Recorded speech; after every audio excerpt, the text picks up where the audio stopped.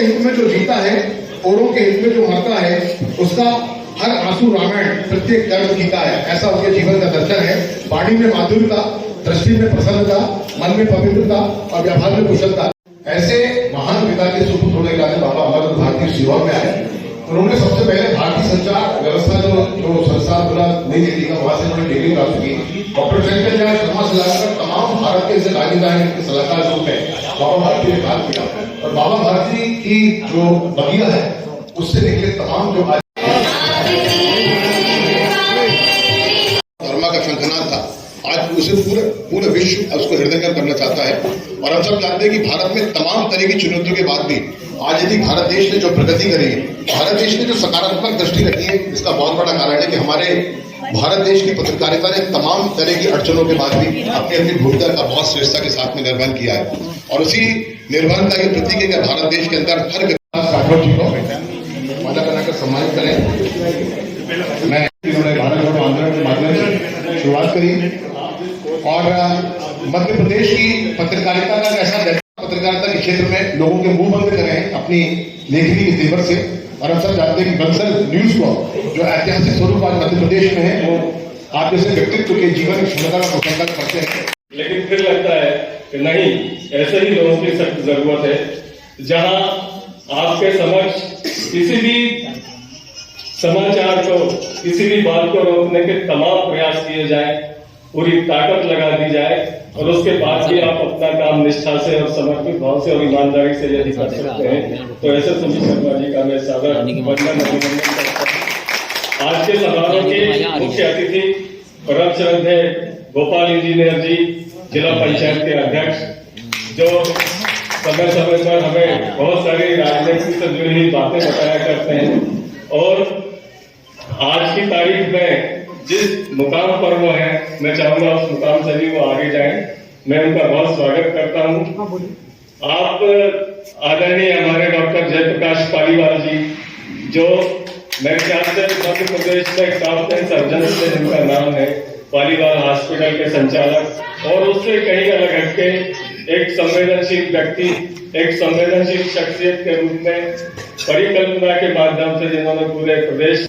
अब प्रिंस के बारे में क्या कहूं, नाम के अनुरूप देखिए आप, मधुर मंद मुस्कान के धनी, और नाम के पीछे जो एक लिखा हुआ है शब्द, उसका कोई मेल मुझे समझ में नहीं आता है। और ये बहुत अच्छी बात है हम सब के लिए, हमारे शहर के लिए, बदलते संदर्भों में समाज के लिए।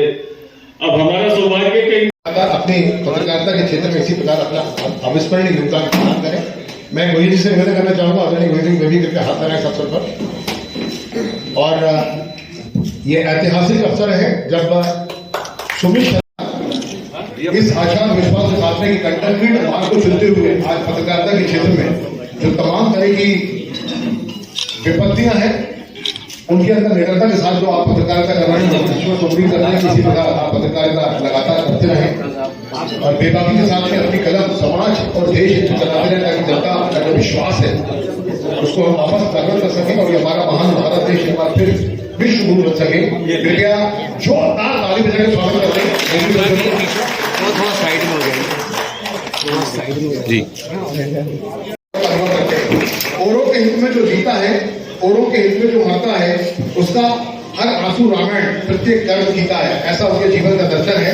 वाणी में माधुर्यता, दृष्टि में प्रसन्नता, मन में पवित्रता और व्यवहार में कुशलता, यही शरद द्विवेदी जी के जीवन का सार है। हम सबका सौभाग्य कि आज ऐसे अद्वितीय क्षमतावान पत्रकारिता को हम राष्ट्रीय स्वर्गीय अमरनाथ भारतीय स्मृति पत्रकारिता सम्मान से सम्मानित कर रहे हैं। कृपया जोरदार ताली बजाकर स्वागत करें। एक अद्वितीय व्यक्तित्व आदरणीय शरद द्विवेदी जी यहाँ मौजूद हैं और पत्रकारों को भारत में चौथा स्तंभ माना गया है। बिना पत्रकारिता के इस देश की कल्पना करना लगभग असंभव है। और पत्रकारों जब भारत माता का जयकारा चले, बाबा अमरनाथ भारती जी के कार्यक्रम में अगर ये जयकारा हो तो जयघोष इतना जोरदार होना चाहिए, पूरे शहर में खबर हो कि बाबा अमरनाथ भारती की स्मृति में कार्यक्रम चल रहा है। सब पत्रकार परिवार की ओर से और नगर पालिका परिषद की ओर से बाबा अमरनाथ भारती स्मृति, अगर आप उनके कोई संग्रहालय का निर्माण करना चाहते हैं, कोई भी आवश्यकता उनके काम को लेकर आपको है तो आप निश्चित रहें, जो भी आदेश आप मुझे देंगे उसको मैं पूर्ण करने की बात समक्ष अपने मन की भावनाएं अभिव्यक्त इसको चढ़ाऊं इस शब्दों के पुष्प किस सरिता में कैसे, किसको बगैर नहाए छोड़ दूं, किसका मुंह धुलाऊं, किसके हाथ धुलाऊं, किसका प्रक्षालन करूं, किसके चरणों में पानी चढ़ाऊं। सीहोर की यदि बात करें तो सीहोर, मैं समझता हूं कि यदि हम इतिहास की बात करें तो संक्षिप्त में सिर्फ एक शब्द सीहोर के लिए बोलना चाहूंगा। भोपाल मध्य प्रदेश की राजधानी, जिन्होंने मेरी तरह कुछ पीढ़ियां देखी है, 4-5, मैं शायद 5 या 6 पीढ़ियां तो मैं देख चुका हूं। जिन्होंने मेरी तरह कई पीढ़ियां देखी उन्हें मालूम है कि मध्य प्रदेश राजधानी भोपाल का जन्मदाता, माता और पिता पालक सीहोर ही है। कि घमंड ही मिटाता है इज्जत पैसा वंश, घमंड ही मिटाता है इज्जत पैसा वंश, ये तीनों भी निपट गए रावण गौरव कंस। थी औरत तो कल भी भारी थी, औरत तो आज भी भारी है। औरत तो कल भी भारी थी, कितनी बढ़िया मुस्कुराहट दी है। औरत तो कल भी भारी थी, औरत तो आज भी भारी है।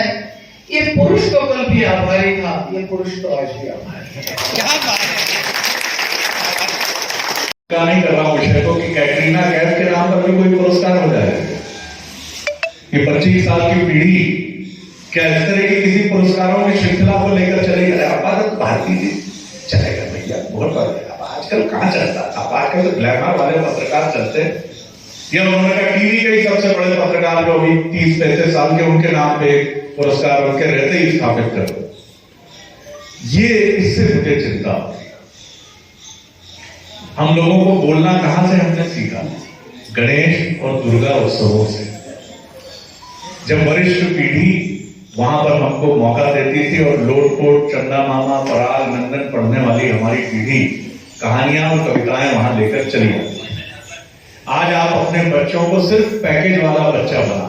मैं जो उनकी चर्चा होती थी, जो उनकी सलाह होती थी, वो अक्षरशः पालन करने योग्य होती थी।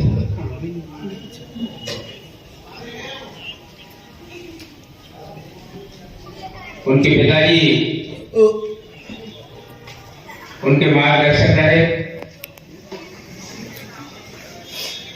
और जब उन्होंने